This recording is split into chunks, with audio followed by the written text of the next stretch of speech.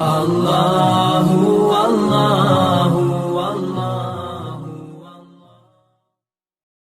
حضرت عمر کا بیٹا مصر گیا، وہاں سے کمائی کر کے لایا، تجارت کرنے گیا، لاکھوں کا مال۔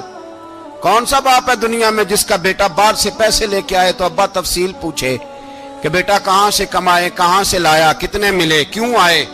کون سا باپ تفصیل پوچھتا ہے؟ ابا تو کہتا ہے لا صحیح، اور تعریفیں کرتا ہے میرا بیٹا بڑی کمائی کرتا ہے۔ کبھی پوچھا ہے اس سے کہ ڈیوٹی صحیح دیتا ہے کہ نہیں؟ کبھی پوچھا ہے کہ تو ایمانداری کی روزی لاتا ہے کہ حرام کی کماتا ہے؟ یہ باپ کی ذمہ داری ہے، یہ اماں کی ذمہ داری ہے۔ پھر کہتا ہے بیماری کیسے آ گئی، پریشانی کیسے آ گئی؟ تو نے کبھی سوال کیا اپنی اولاد سے؟ حضرت عمر فاروق رضی اللہ تعالیٰ عنہ کا بیٹا مصر سے پیسے کما کے لایا تو جناب عمر نے بلایا، فرمایا بیٹے اتنی تو تیرے پاس راس ہی نہیں تھی، تھوڑے سے تو پیسے لے کے گیا تھا، اتنی کمائی کیسے ہو گئی؟ اتنے تو پیسے نہیں تھے صاحب، کہاں سے کمائی لائے؟ اس نے کہا ابا جی وہ جو میرے چچا ہے نا مصر کے گورنر، آپ کے دوست، انہوں نے میری مدد کی ہے۔ فرمایا جتنے لوگ گئے تھے سب کی ہے مدد اس نے؟ کہا نہیں صرف میری کی۔ فرمایا تیری کیوں کی؟ تیری کیوں کی؟ کہا حضور آپ کے دوست ہیں۔ فرمایا چپ کر، حضور انہوں نے مجھے اتنے پیسے دیے، میں نے کاروبار میں ڈالے تو نفع آیا تو میں ان کی رقم دے کے۔ فرمایا خاموش ہو جا، باقی جتنے لوگ گئے تھے سب کی مدد کی اس نے؟ کہا نہیں حضور صرف میری کی۔ فرمایا اس نے تیری مدد نہیں کی، اس نے خلیفہ کے بیٹے کی مدد کی، اس لیے کہ وہ خلیفہ کو اپنے حق میں نرم کر سکے۔ فرمایا آدھا مال تیرا ہے، آدھا مال غنیمت کا ہے، مال خزانہ کا ہے، مسلمانوں کا ہے، اس لیے کہ تو جو وہاں سے مال کما کے لایا ہے وہ اپنے باپ کے خلیفہ ہونے کی وجہ سے کما کے لایا ہے، لہذا رکھ ادھر۔ یہاں کہتے ہیں کدھر سے آیا، کیسے آیا، کون سا حساب دیں، کیا کریں؟ او بھائی حضرت عمر رضی اللہ تعالیٰ عنہ کا اپنی اولاد کے بارے میں یہ رنگ ہے۔ ایک جنگ سے نا خوشبو آئی، خوشبو بڑی مہنگی ہوتی تھی، عرب میں خوشبو آج بھی بڑی مہنگی ہے، وہ زیادہ استعمال کرتے ہیں۔ میری باتوں کی سمجھ آ رہی ہے میرے بھائیوں؟ بڑی مہنگی خوشبو تھی۔ جب وہ خوشبو آئی تو حضرت عمر نے کہا، گھر میں پہلے پہنچی حضرت عمر کے، چونکہ زیادہ عورتیں استعمال کرتی تھی گھر کے اندر خوشبو، مرد بھی لگاتے تھے۔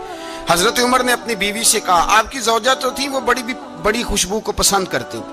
حضرت عمر نے اپنی زوجہ سے کہا کہ خوشبو لاؤ، میں نے ایک عورت کی ڈیوٹی لگائی ہے، وہ خوشبو تول کے نا تو حصہ برابر صحابہ میں بانٹ دے گی۔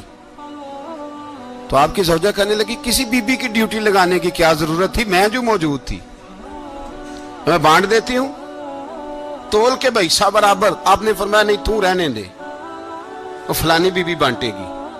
کہا حضور میں نے بھی بانٹنی ہے، میرے پہ کچھ حق ہے؟ آپ نے فرمایا نہیں تو تفصیل نہ پوچھ، تو خوشبو دے دے، کوئی اور بانٹے گی۔ خاتون خانہ تھی نا، کہنے لگی نہیں مجھے بھی آج آپ کو بتانا ہی پڑے گا کہ کوئی جو بانٹ سکتی ہے تو میں کیوں نہیں بانٹ سکتی؟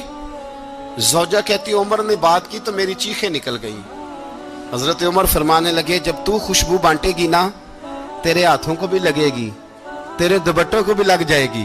اگر رب کریم نے مجھ سے سوال پوچھا کہ عمر خوشبو تو مسلمانوں کی تھی، تیری بیوی کے دوپٹے کو کیوں لگ گئی، تو میں اللہ کے حضور کیا جواب دوں گا؟ اگر اللہ نے یہ سوال کیا کہ تیری بیوی نے کیوں لگائی، وہ تو حصہ تھا مسلمانوں کا، تو نے تیری بیوی نے کیوں لگائی؟ تو فرمایا میں نہیں چاہتا کہ اللہ کے حضور مجھے اور تجھے باز پرس ہو، لہذا کسی اور کو بانٹنے دے۔ زوجہ روئی اور تڑپ کے کہنے لگی عمر مجھے لگتا ہے صبح قیامت بھی تیری بیوی ہونے کی وجہ سے اللہ مجھے جنت عطا فرما دے گا، تیری زوجہ ہونے کی برکت سے۔ بھائی یہ معیار رکھا، خدا کی قسم ایسا شخص تاریخ میں دوبارہ نہیں آیا۔ اتنا بڑا آدمی، اتنا بڑا شخص، اتنا بڑا آدمی، اور پھر رنگ یہ ہے کہ عمر 22 لاکھ مربع میل کا حکمران، 22 لاکھ، اور کھجور کے درخت کے نیچے مٹی کا ڈھیلا لے کے سو گئے ہیں، پرواہ کوئی نہیں، کوئی مسئلہ ہی نہیں۔ دو غلام ساتھ بیٹھے تو ایک روٹی حضرت عمر نے گھر سے منگوائی، تھوڑا سا سرکہ، تو غلام کہنے لگے ہم نے بھی کھانی ہے۔ فرمایا کوئی حرج نہیں، روٹی کوئی پیٹ بھر کے کھانا ضروری تو نہیں، 3 حصوں میں بانٹ لیتے۔ ایک آدمی آیا ہوا تھا مصر کا رہنے والا ملنے کے لیے، اس نے پوچھا عمر کدھر ہے؟ تو کہا وہ ادھر جاؤ مسجد میں بیٹھے ہوں گے. اور واپس آیا تو کہنے لگا وہاں تو 3 غلام بیٹھے ہیں, ایک روٹی بانٹ بانٹ کے کھا رہے ہیں, لگتا ہے کئی دنوں سے روٹی نہیں ملی. کہا 3 غلام تو کوئی نہیں, وہاں 2 ہی تھے, تیسرے تو امیر المومنین تھے. اس نے کہا نہیں نہیں 3 غلام ہیں, کپڑے بھی ایک طرح کے پہنے ہوئے ہیں, بلکہ 2 کے تو پھر صحیح ہیں, تیسرے کے تو زیادہ ماڑے ہیں. کپڑے بھی ایک طرح کے, کھانا پینا بھی ایک طرح کا, اور ان کا نشست برخاست بھی ایک طرح کی ہے, لہذا کوئی فرق نہیں. حضرت ابو ہریرہ کہتے ہیں میں لے کے آیا, اور جناب عمر کو جب میں نے کچی زمین میں تامت سمیٹ بیٹھے دیکھا تو میں رو پڑا. میں نے اس مصر سے آنے والے کو کہا تو اس کے جلوے دیکھ, اگر اس کی ذات میں اتنا حسن ہے تو محمد عربی کا مقام کیا ہوگا. یہ مقام غور ہے, مقام غور. 10 محرم کو لوگ دیگے پکائیں گے نا, نہیں پکانی ہے؟ کوئی بول دے نہیں, ہاں نہ نہیں کر دے. پروگرام بدلیا تو نہیں دی عید کی کہ وہی کام شروع ہویا ہے لات ٹائٹ ہونے والا. کیوں جی, پکنی ہے نا دیکھیں 10 محرم کو انشاءاللہ تعالی. ہم بھی پکائیں گے انشاءاللہ, یہاں بھی پروگرام ہوگا. تو 10 محرم کو جو دیگ پکنی ہے تو ایسا نہیں ہو سکتا کہ 1 محرم کو حضرت عمر کے نام کی بھی کوئی پک جائے. اگر امام حسن حسین کے نام کی دیگیں پکیں تو جو امام حسن حسین سے پیار کرنے والے ہیں, جو امام حسن حسین سے, ہم لوگوں نے بھی عجیب رٹا اپنایا ہے نا. ہم لوگ بات کا ایک پہلو دیکھتے ہیں, دوسرا نہیں دیکھتے. حضرت امام حسن اور حسین کو بھی نبی پاک نے شہید کہا, اور جناب عمر کو بھی رسول اللہ نے خود شہید فرمایا. فرمایا شہید ہے, خود فرمایا اپنی زبان سے کہ یہ شہید ہے, خود میرا عمر شہید ہے. تو ان کے نام کی دیگ نہیں پکنی چاہیے, اس طرف نہیں ہماری توجہ ہونی چاہیے. اور اہل بیت نبو, یہ بات میں پہلے بھی کرتا ہوں, آج پھر کرنا ضروری سمجھتا ہوں. اہل بیت کا پیار سن لو کان کھول کے. اہل بیت کا پیار اگر ہمیں کسی نے سکھایا ہے تو سیدنا عمر فاروق نے سکھایا ہے. اہل بیت نبوت کی محبت اگر کسی نے سکھائی ہے تو کس نے سکھائی ہے؟ بول کے بتائیے. حضرت عمر نے. اہل بیت کا پیار ہمیں حضرت عمر نے بول کر کے سکھایا ہے. بھائی یاد رکھیں, کسی کی طاقت نہیں تھی دم مارنے کی حضرت عمر کے سامنے, طاقت ہی نہیں تھی. کیسر و کسرا کانپ جاتے تھے, جرأت ہی نہیں کرتے تھے حضرت. اور ہمارے تو تعلقات بڑے ہیں نا غیروں سے. حضرت ابو موسیٰ اشعری رضی اللہ تعالیٰ عنہ فرماتے ہیں میرا منشی سائی تھا, وہ کاتب کہتے تھے وہ لوگ, میرا حساب کتاب عیسائی تھا. تو فرماتے ہیں ایک دن میں نے وہ سارا حساب کتاب لین دین کے حضرت عمر کو دکھائے تو فرمانے لگے جس نے لکھے ہیں اس کو بلاؤ. کہنے لگے حضور مسجد نہیں آ سکتا. کیوں نہیں آ سکتا؟ کہنے لگے وہ عیسائی ہے. کہتے ہیں حضرت عمر جلال میں آ گئے. آپ فرمانے لگے جنہیں رب دور کرتا ہے تم کیوں قریب کرتے ہو؟ جنہیں اللہ دور کرتا ہے. فرمایا تم غیروں کو اگر عہدے دو گے تو اپنوں کا کیا بنے گا؟ اگر تم غیروں کو عہدے دو گے تو اپنوں کا. یہ سوچ ہے جو آج برما کے مسلمانوں کے لیے بھی ضروری ہے. کہا اگر تم غیروں کو عہدے دو گے تو اپنوں کا. ہم نے غیروں کو عہدے دیے تو دیکھا نا اپنے کس طرح کاٹے جا رہے ہیں. غیروں کو جو عہدے دے دیے, یرانے سارے غیروں سے روز دعویٰ ہوتا ہے چین ہمارا سجن ہے, چین ہمارا دوست ہے. او بھائی دوست ہے تو اس سے کہو نا کہ برما تو تمہاری ایک چھوٹی سی ریاست ہے, چین کے بغیر تو وہ سانس بھی نہیں لے سکتا. اس کو کہو نا اس حکومت پہ دباؤ ڈالے. لیکن ہم لوگوں نے غیروں کو عہدے دیے تو اپنے پس گئے. حضرت عمر کہتے تھے ذمی کا ہم ادب کریں گے, ذمی کافر کا ہم, ایسا کافر جو مسلمان ریاست کو قبول کرے, بدامنی نہ پھیلائے. ایک آدمی کو آپ نے دیکھا آنکھوں سے نابینا ہے اور بھیک مانگ رہا ہے, تو حضرت عمر کو نظر آ گیا. فرمایا کون ہو؟ اس نے کہا میں یہودی ہوں. فرمایا بھیک کیوں مانگتے ہو؟ کہا جب تک تندرست تھا مسلمانوں کو جزیہ دیتا تھا, بوڑھا ہو گیا ہوں کیا کروں. حضرت عمر نے گھوڑے کی پشت پہ بٹھایا, کافر کو گھوڑے کی پشت پہ بٹھایا اور بٹھا کے مدینے لائے. حضرت علی شیر خدا وزیر خزانہ تھے. فرمایا علی اس کا وظیفہ جاری کرو. کہا یہ کون ہے؟ فرمایا یہ یہودی ہے لیکن یہ ہمیں جزیہ دیتا رہا, بوڑھا ہو گیا بیچارہ, بھیک مانگنے پہ مجبور ہے, ہماری حکومت کے اندر رہتا ہے, اس کا پورا وظیفہ جتنا خرچہ اتنا وظیفہ لگاؤ.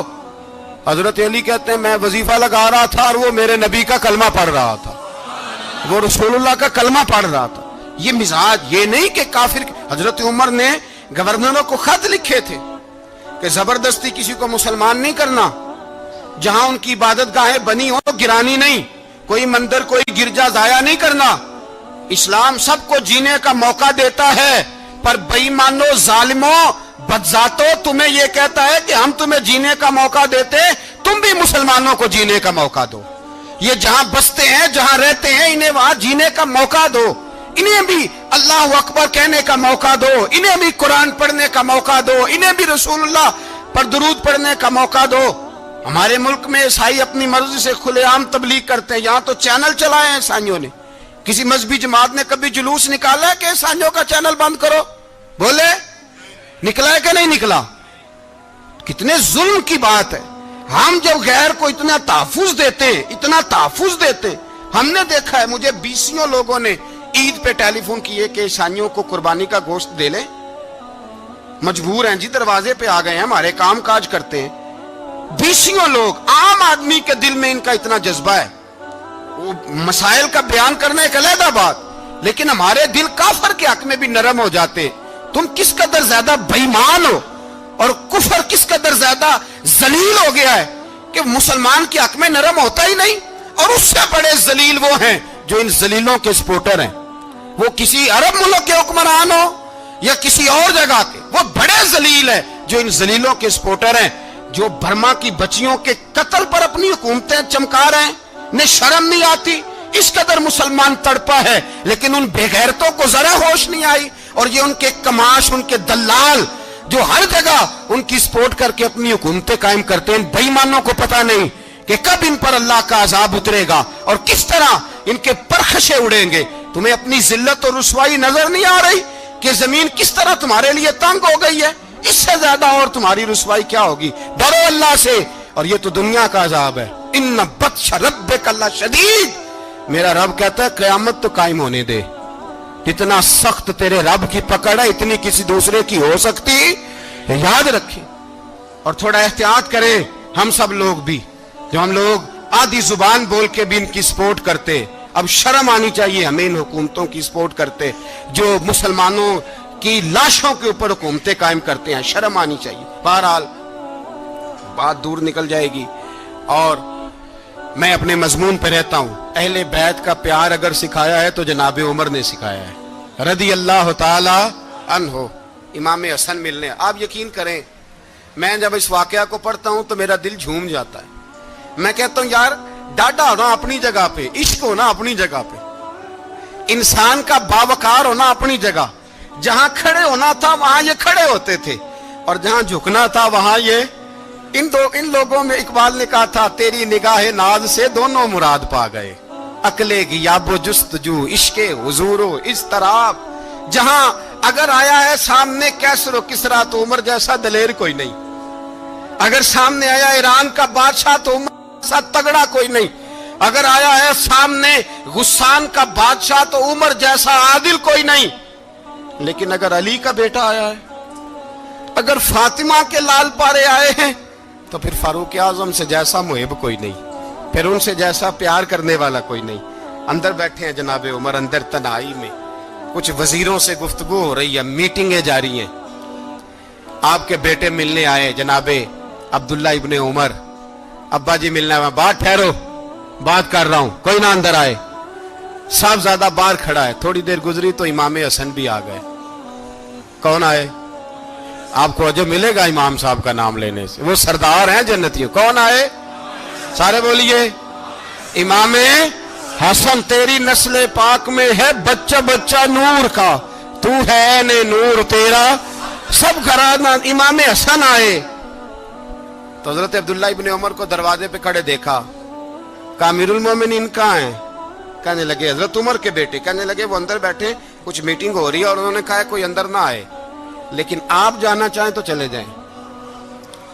आप जाना चाहें तो, तेरी नस्ल पाक में है बच्चा बच्चा नूर, आप जाना चाहें तो चले जाएं। तो उन्होंने कहा जब आप बाहर खड़े हैं तो मुझे कोई इतना जरूरी काम नहीं, और अभी जोर की नमाज थोड़ी देर में होगी, मैं मस्जिद में मिल लूंगा अमीरुल मोमिनीन से। ये बात कह के इमाम हसन चले गए। यार इतनी बड़ी बात नहीं थी, इतनी बड़ी बात नहीं थी। तो मेरे उस्तादों का बेटा भी आया तो कहा ठीक है जी, वो सोए हुए हैं, तो कोई गर्ज नहीं यार, मैं ठहर के आ जाऊंगा। कोई बड़ी बात नहीं थी, देखा जाए तो बड़ी बात नहीं थी, पर बात बहुत बड़ी थी इसलिए कि ये खाली हसन नहीं, ये हसन इब्ने अली है, ये हजरत फातिमा के लख्ते जिगर, حضرت عمر باہر نکلے, عبداللہ ابن عمر سے پوچھا کوئی آیا تو نہیں؟ تو کہا حضور امام حسن آئے تھے. تو کہا پھر شہزادے کو اندر کیوں نہیں بھیجا؟ کہا میں نے کہا تھا. وہ کہنے لگے اگر امیر المومنین مصروف ہیں تو میں ظہر میں مل لوں گا. حضرت عمر رونے لگے, فرمایا بیٹے تو نے اچھا نہیں کیا. پھر مسجد نہیں گئے, سیدھے امام حسن کے دروازے دستک دی. امام حسن باہر آئے, کہا شہزادے آئے تھے تو ملے کیوں نہیں؟ تو امام حسن کہنے لگے حضور آپ کا اپنا بیٹا دروازے پہ کھڑا تھا, آپ کا اپنا بیٹا دروازے پہ کھڑا تھا, اور منع بھی کیا تھا آپ نے تو میں زور میں مل لیتا. حضرت امام حسن فرماتے جوش جذبات میں جناب عمر نے سر سے پگڑی اتار دی, جوش جذبات میں. کہنے لگے حسن میرے بیٹے کا اور آپ کا کیا مقابلہ؟ کیا اس کی ماں کا نام فاطمہ الزہرا ہے؟ کیا اس کی نانی کا نام خدیجۃ الکبریٰ ہے؟ کیا اس کے نانے کا نام محمد مصطفیٰ ہے؟ آپ کا اور اس کا کیا مقابلہ؟ پھر رو پڑے اور کہنے لگے بیٹے میں مکے کے صحراؤں میں اونٹ چرایا کرتا تھا, یہ جو میرے سر پر عزت کے بال ہیں یہ تیرے نانے کے اگائے ہوئے. میں مکے کے خبردار شہزادے خبردار. او بھائی اہل بیت نبوت کے ادب کا رنگ اگر سکھایا ہے تو سیدنا عمر نے سکھایا ہے. حضرت عمر فاروق اتھارٹی ہے, اسلام کی اتھارٹی. یکم محرم حضرت عمر کی شہادت ہے. یہودی بول اٹھا, کافر بول اٹھا. اگر 6 مہینے عمر دنیا میں اور رہتے تو دنیا میں کوئی کافر موجود نہ ہوتا. 6 مہینے. اور جب اس بطل جلیل کا جنازہ اٹھا, اللہ بخاری پڑھیے نا, اللہم ارزقنا شہادت فی سبیلک, اللہ بسترے کی موت نہ دینا, شہادت کی دینا. عمر شہید ہوئے, مسجد نبوی میں نماز پڑھاتے, اور جب جنازہ اٹھا تو مدینے کا پھر پیچھے جو دلیر بچے وہ مولا علی تھے. مولا علی جناب عمر کا جنازہ اٹھا تو سب سے پہلی ہائے جو نکلی وہ حضرت علی کی زبان سے نکلی, اور حضرت علی ساری داڑھی آنسوؤں سے بھر گئی. لوگوں نے کہا کہ علی کیا ہوا؟ فرمانے لگے تم دیکھ نہیں رہے جنازہ کس کا اٹھا ہے, پلٹ کے دیکھو تو صحیح, پتہ نہیں یہ کون گیا ہے. کہ حضور کیا ہوا؟ اب فرمانے لگے عمر اس طرح کے کام کر کے گیا ہے, اب ان کے رستوں پہ کون چلے گا؟ کون اس کے جگر راہ وفا میں؟ میں نقش ایسے چھوڑ آیا ہوں, میں جس منزل سے گزرا ہوں وہ اب تک یاد کرتی ہے. حضرت علی حضرت عمر کے جنازے پہ کھڑے ہو کے کہتے ہیں اللہ مجھے اس طرح کے عمل کرنے کی توفیق دے جس طرح کے عمر کر کے گیا. میرے بھائی بطل عزیز, بطل حریت حضرت عمر رضی اللہ تعالیٰ عنہ جو اپنی زندگی انقلاب والی گزار کے گئے. عمر جب دنیا سے گئے تو 80 دینار کا قرضہ تھا, 22 لاکھ مربع میل کا حکمران. اور اپنے بیٹے سے کہنے لگے بیٹے کوشش کرنا تیرے خاندان والے مل کے میرا قرضہ اتار دے, میری قبر پہ بوجھ نہ رہے, اور اگر خاندان والے مدد نہ کریں تو میرے دوستوں سے بات کرنا, وہ مدد نہ کریں تو پھر علی سے بات کرنا. ان کا پیار آپس میں اتنا اور تو اختلاف ثابت کر رہا. 80 دینار کا قرضہ چھوڑ کر حضرت عمر دنیا سے گئے, اور جاتی دفعہ کہہ گئے میرے بعد میرے بچوں کو حکومت کے مشورے میں بھی شامل نہ کرنا, حکومت کے مشورے میں بھی میری اولاد شامل نہ ہو. اتنا بڑا شخص اتنا بڑا رنگ دے کے یکم محرم کو جب عمر فاروق کا وصال ہوا تو بیٹے سے کہنے لگے اماں عائشہ سے جا کے کہو میرا بھی نبی پاک کے روزے میں دفن ہونے کو دل کرتا ہے. ایک قبر کی جگہ ہے اماں جی نے اپنے لیے رکھی ہے, بخاری ہے بخاری. حضرت عائشہ کے پاس صاحبزادے گئے, کہنے لگے اماں جی عمر کو زخم لگ گیا ہے, حالت بڑی پریشانی والی ہے. وہ کہتے ہیں اگر اماں اجازت دیں. سید عائشہ رو پڑی, فرمانے لگی کہ وہ اپنی قبر کی جگہ تو نہیں نہ کسی کو دیتا, پر عمر نے کمال ہی بڑا کیا. اسے کہو جاؤ گنبد خضرا میں قیامت تک جو مصطفیٰ پہ اور ابو بکر پہ سلام پڑے گا وہ تجھ پہ بھی سلام پڑھ کے جائے گا. جاؤ میں نے جگہ دی. اور اگر آپ نے ابھی تک ہمارا چینل سبسکرائب نہیں کیا تو فوراً سبسکرائب کیجئے, ساتھ ہی بیل آئیکن پر کلک کریں تاکہ مزید آنے والی ویڈیو ہیں وہ آپ کو وقت پر ملتی رہیں. اللہ حافظ.